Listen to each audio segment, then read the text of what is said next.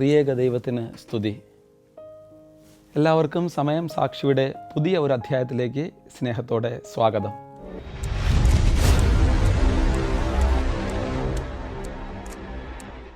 ചില ജീവിതങ്ങൾ ഒരു പ്രത്യേക കാലഘട്ടത്തിൽ ഒതുങ്ങുന്നവയല്ല.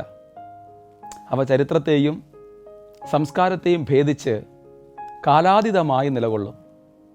ഇന്ന് നാം സംസാരിക്കുന്നത് മലയാളം ഭാഷയ്ക്ക് സ്വന്തം ജീവിതം തന്നെ സമർപ്പിച്ച ഒരു വിദേശിയെക്കുറിച്ചാണ്. അർണോസ് പാതിരി എന്ന് ഏറെക്കുറെ പേർ കേട്ടിട്ടുണ്ടായിരിക്കും. പുരോഹിതനെന്ന് അർത്ഥം വരുന്ന ഈ പേര് കേൾക്കുമ്പോൾ മലയാളത്തിലെ ആദ്യത്തെ ക്രിസ്തീയ മഹാകാവ്യമാണ് നമ്മുടെ മനസ്സിൽ ഓടിയെത്തേണ്ടത്.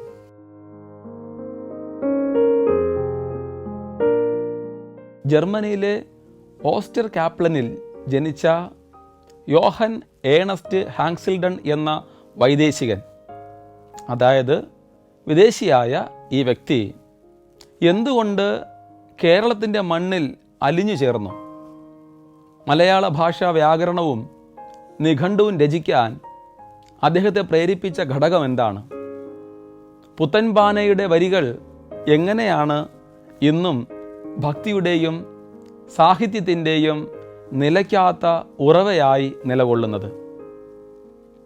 സമയം സാക്ഷി ഇന്ന് ഈ വിഷയമാണ് ചർച്ച ചെയ്യുന്നത്.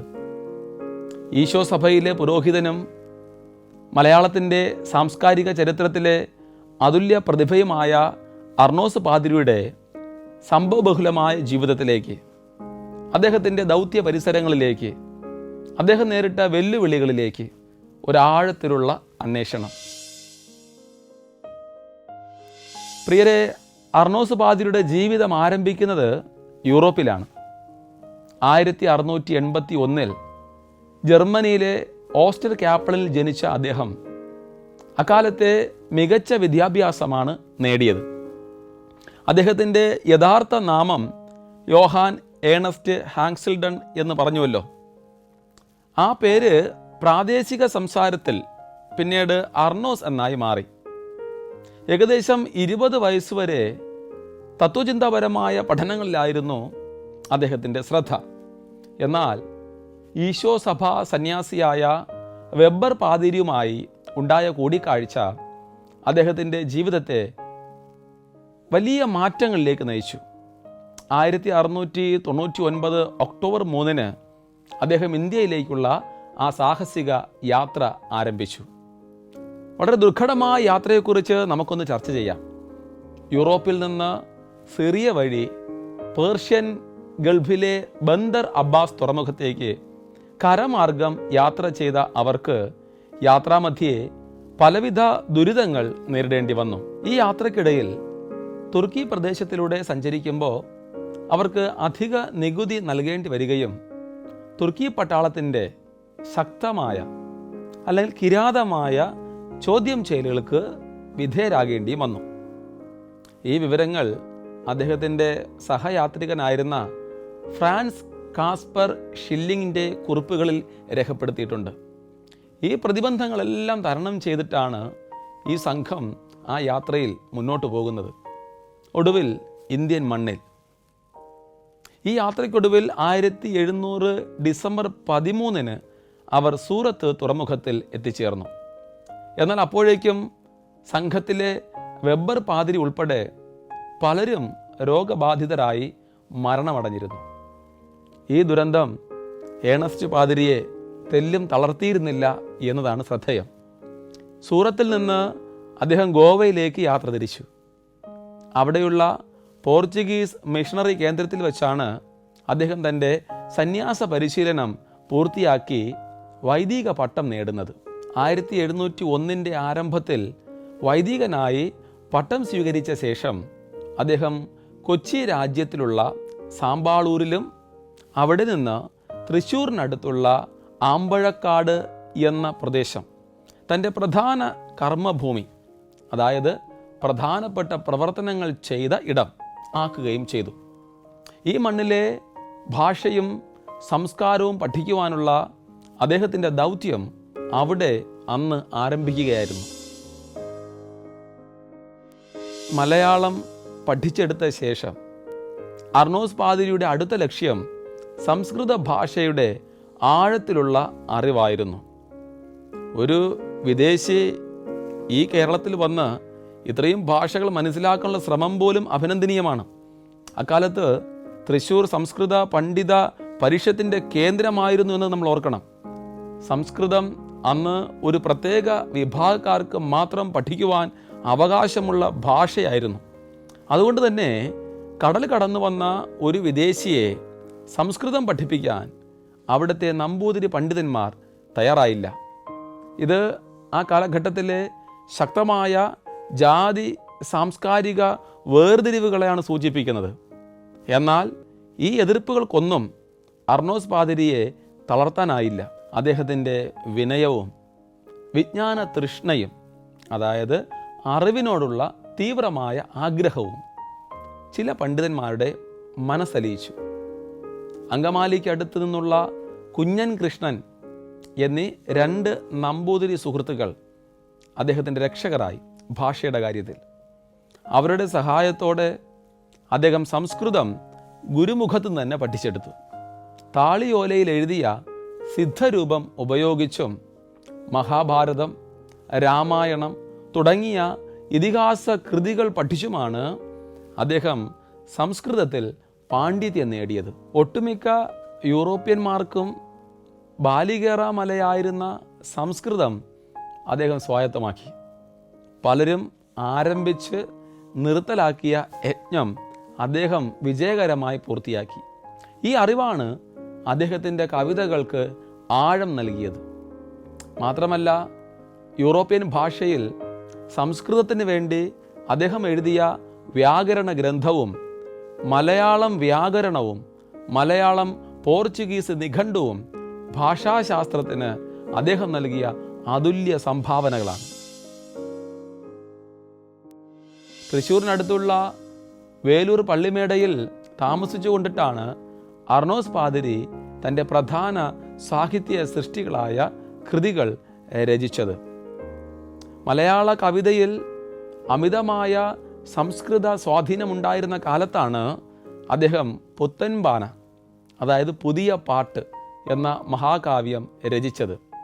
ക്രിസ്തുവിൻ്റെ ജീവിത കഥ സാധാരണക്കാർക്ക് മനസ്സിലാകുന്ന രീതിയിൽ തനി മലയാളത്തിൽ നാടൻ ഈണങ്ങളോടെ അവതരിപ്പിച്ചത് ഒരു വലിയ സാമൂഹിക സാഹിത്യപരമായ വിപ്ലവമായിരുന്നു അന്ന് സംഭവിച്ചത്. കവിത സാധാരണക്കാരിലേക്കും എത്തണം എന്നതായിരുന്നു അർണോസ് പാതിരിയുടെ ലക്ഷ്യം. ഉമ്മാ പർവം അഥവാ കന്യക മറിയത്തെക്കുറിച്ച്, തുടർന്ന് വ്യാകുല പ്രബന്ധം തുടങ്ങിയവയും അദ്ദേഹത്തിൻ്റെ ഈ ലളിതമായ ശൈലിക്ക് ഉത്തമ ഉദാഹരണങ്ങളാണ്. ഈ കൃതികൾക്കെല്ലാം അദ്ദേഹം പിന്തുടർന്നത് ഈ ശൈലി തന്നെയാണ്. അദ്ദേഹത്തിൻ്റെ ജീവിതം വെറും എഴുത്തിൽ ഒതുങ്ങിയിട്ടുണ്ടായിരുന്നില്ല.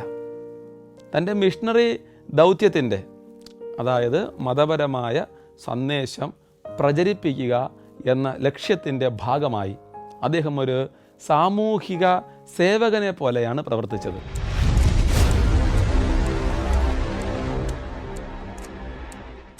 ഇനി തൻ്റെ ഉദ്യമങ്ങളിലെ പ്രതിസന്ധികൾ നമ്മൾ ചർച്ച ചെയ്യണം. വേലൂരിൽ വിശുദ്ധ ഫ്രാൻസിസ് സേവിയറിൻ്റെ പേരിലുള്ള ദൈവാലയവും മേടയും പണിയുവാൻ അദ്ദേഹം നേതൃത്വം നൽകി. പള്ളി പണിയാൻ കൊച്ചി രാജാവിൽ നിന്നും പ്രാദേശിക ജന്മിമാരിൽ നിന്നും അഥവാ ഭൂ ഉടമകളിൽ നിന്നും എതിർപ്പുകൾ നേരിട്ടപ്പോൾ അദ്ദേഹം അത് മറികടന്നത് തൻ്റെ സൗഹാർദ്ദങ്ങളിലൂടെയാണ്. ആഴാഞ്ചേരി തമ്പ്രാക്കൾ പോലുള്ള പ്രമുഖരുമായി അദ്ദേഹത്തിന് അന്നേരം തന്നെ അഗാധമായ സൗഹൃദമാണ് ഉണ്ടായിരുന്നത്. ചതുരംഗം, വാസ്തുവിദ്യ, ജ്യോതിഷം, ഭാഷാശാസ്ത്രം തുടങ്ങിയ കേരളീയ കലകളെയും വിജ്ഞാനങ്ങളെയും കുറിച്ച് പഠനം നടത്തിയ അദ്ദേഹം ഈ മണ്ണിലെ സംസ്കാരത്തെ തൻ്റേതായി കണ്ട് പ്രവർത്തിച്ചു. നമ്മുടെ ശത്രുക്കൾ പോലും നമ്മുടെ സുഹൃത്തുക്കളെ കണ്ടെത്താൻ, അവരിൽ നിന്നും നല്ല കാര്യങ്ങൾ പഠിക്കാൻ സാധിക്കും എന്ന് അദ്ദേഹത്തിൻ്റെ ജീവിത രീതി നമ്മെ തെളിയിക്കുന്നുണ്ട്. ഇനി ലാളിത്യത്തിലുള്ള ശക്തി, അതൊരു പ്രധാന തലക്കെട്ടായി അദ്ദേഹത്തെക്കുറിച്ച് നമ്മൾ മനസ്സിലാക്കേണ്ടിയിരിക്കുന്നു. പണ്ഡിതന്മാർക്ക് മാത്രം വായിക്കുവാൻ കഴിയുന്ന ഭാഷയിൽ നിന്ന് മാറി സാധാരണക്കാർക്ക് വേണ്ടി ലളിതമായ കവിതകൾ എഴുതുവാനുള്ള അദ്ദേഹത്തിൻ്റെ തീരുമാനം ലാളിത്യത്തിലുള്ള അദ്ദേഹത്തിൻ്റെ വിശ്വാസത്തെയാണ് കാണിക്കുന്നത്. അദ്ദേഹത്തിൻ്റെ കവിതകളിലെല്ലാം സന്ദേശം ഒരു മുഖ്യ വിഷയമാണ്. വിനയമെന്നത് വലിയ അറിവുകളുള്ളവർക്ക് വേണ്ടി ഉള്ള പ്രധാന ഗുണമാണ്. നമ്മുടെ അറിവുകൾ, പാണ്ഡിത്യം എന്നിവ സാധാരണക്കാരിലേക്ക് എളുപ്പത്തിലെത്തുവാൻ സഹായിക്കുന്ന രീതിയിൽ അവതരിപ്പിക്കണമെന്ന് അദ്ദേഹം തൻ്റെ സന്ദേശങ്ങളിൽ വ്യക്തമാക്കുന്നുണ്ട്. ജനങ്ങളെ ആരെയും അകറ്റി നിർത്തുന്നതല്ല, അവരുമായി അടുക്കാൻ ശ്രമിക്കുന്നതാണ് യഥാർത്ഥ നേതൃത്വം. മഹാകവി ഉള്ളൂർ പോലും അദ്ദേഹത്തെ ക്രിസ്ത്യൻ കവികളിൽ പ്രഥമ ഗണനീയൻ എന്ന് വിശേഷിപ്പിച്ചത് ഈ ലാളിത്യ ശൈലിയുടെ ഒരു വലിയ വിജയമാണ്. ഇനിയുള്ളത് മൂല്യങ്ങൾക്ക് വേണ്ടിയുള്ള പാതിരിയുടെ നിലപാടിനെ കുറിച്ചാണ്. തൻ്റെ ആത്മീയ ദൗത്യം ഉപേക്ഷിക്കില്ലെന്ന അർണോസ് പാതിരിയുടെ ഉറച്ച നിലപാട് അദ്ദേഹത്തെ രക്തസാക്ഷിത്വത്തിലേക്ക് പോലും നയിച്ചു. പീഡനങ്ങളെക്കാളും മരണത്തെക്കാളും വലുതായിരുന്നു അദ്ദേഹത്തിൻ്റെ ജീവിത സന്ദേശം, അല്ലെങ്കിൽ ജീവിതത്തിലുള്ള നിലപാട്. സത്യസന്ധത, ധാർമ്മികത തുടങ്ങിയ മൂല്യങ്ങളിൽ നാം ഉറച്ചു നിൽക്കണം. ഭീഷണികളോ പ്രതികൂല സാഹചര്യങ്ങളോ ഉണ്ടാകുമ്പോൾ തൻ്റെ തത്വങ്ങളെ വിട്ടുകൊടുക്കാതിരുന്ന അർണോസ് പാതിരിയുടെ ജീവിതം നിലപാടുകൾക്ക് വേണ്ടി പോരാടുന്ന ഓരോ വ്യക്തിക്കും ആവേശവും പ്രചോദനവുമാണ്. അദ്ദേഹത്തിൻ്റെ മരണത്തെക്കുറിച്ച് പറയുമ്പോൾ 30-ലധികം വർഷം കേരളീയനായി ജീവിച്ച അർണോസ് പാതിരിയുടെ അന്ത്യം അദ്ദേഹത്തിൻ്റെ തത്വങ്ങളോടുള്ള പ്രതിബദ്ധതയുടെ അവസാന സാക്ഷ്യമാണ്. തൃശ്ശൂർ ജില്ലയിലെ പഴുവിലിൽ വെച്ച് 1732 മാർച്ച് 20 അർണോസ് പാതിരി പാമ്പ് കടിയേറ്റാണ് മരിച്ചത് എന്നാണ് ചരിത്രപരമായ രേഖകളിൽ പൊതുവെ അംഗീകരിക്കപ്പെടുന്നത്. അദ്ദേഹത്തെ പഴുവിലിലെ പള്ളിയിൽ അടക്കം ചെയ്യുകയും ചെയ്തു. അദ്ദേഹത്തിൻ്റെ സ്മാരകവും തുടർന്ന് അദ്ദേഹത്തിനുള്ള ആദരവും പഴുവിലിലെ പള്ളിക്ക് പുറത്ത് അദ്ദേഹത്തിനായി ഒരു സ്മാരകം പണിതു എന്നതാണ്. അവിടെ ഒരു ചരിത്ര മ്യൂസിയവും ഉയർന്നു വന്നിട്ടുണ്ട്. അദ്ദേഹത്തിൻ്റെ സ്മാരകത്തിൻ്റെ സംരക്ഷണത്തിനായി കേരള സർക്കാർ പോലും ഇടപെടലുകൾ നടത്തിയിട്ടുണ്ട്. ഇത് അദ്ദേഹം മലയാള മണ്ണിന് നൽകിയ സംഭാവനകൾ എത്ര വലുതായിരുന്നു എന്ന് സൂചിപ്പിക്കുന്നു. അദ്ദേഹത്തിൻ്റെ അനശ്വര കീർത്തി. ശൂരനാട്ട് കുഞ്ഞൻപിള്ള പറഞ്ഞതുപോലെ കേരള സാഹിത്യം എന്നും കൃതജ്ഞതയോടെ ഓർമ്മിക്കേണ്ട സേവനങ്ങൾ കൊണ്ട് അനശ്വര കീർത്തി നേടിയിട്ടുള്ള ഒരു ധന്യനാണ് അർണോസ് പാതിരി. അദ്ദേഹം മലയാള ഭാഷയെ ശാസ്ത്രീയമായി പഠിക്കുകയും അതിന് വ്യാകരണവും നിഘണ്ടുവും സമ്മാനിക്കുകയും ചെയ്തു. ഇനി അദ്ദേഹത്തിൻ്റെ സാംസ്കാരിക ദൗത്യത്തെക്കുറിച്ച് പറയുകയാണെങ്കിൽ ഫാദർ എ അടപ്പൂരിനെ പോലുള്ള പണ്ഡിതന്മാർ അദ്ദേഹത്തിൻ്റെ ജീവിതത്തെക്കുറിച്ച് പഠിക്കുകയും അർണോസ് പാതിരി എ ബയോഗ്രഫി പോലുള്ള കൃതികളിലൂടെ അദ്ദേഹത്തിൻ്റെ ഓർമ്മകൾക്ക് പുതിയ ഒരു വെളിച്ചം നൽകുകയും ചെയ്യുന്നു. അദ്ദേഹത്തിൻ്റെ കൃതികൾ സാംസ്കാരിക സംയോജനത്തിനും സാമൂഹിക നീതിക്കും വേണ്ടി നിലകൊള്ളുന്നതിൻ്റെ ഉത്തമ ഉദാഹരണങ്ങളാണ്.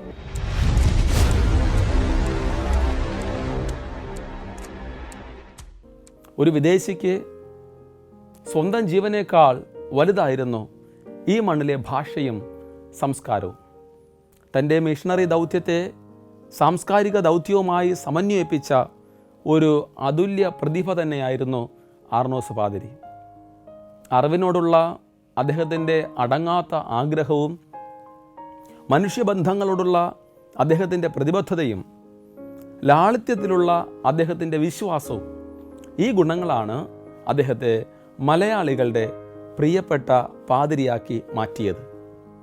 അർണോസ് പാതിരിയുടെ ജീവിതം നമ്മെ പഠിപ്പിക്കുന്നത് അതിരുകൾ ഭേദിച്ചുള്ള സ്നേഹത്തിനും അഹിംസാപരമായ സാംസ്കാരിക പ്രവർത്തനങ്ങൾക്കും ചരിത്രത്തെ മാറ്റി എഴുതുവാൻ കഴിയും എന്നാണ്.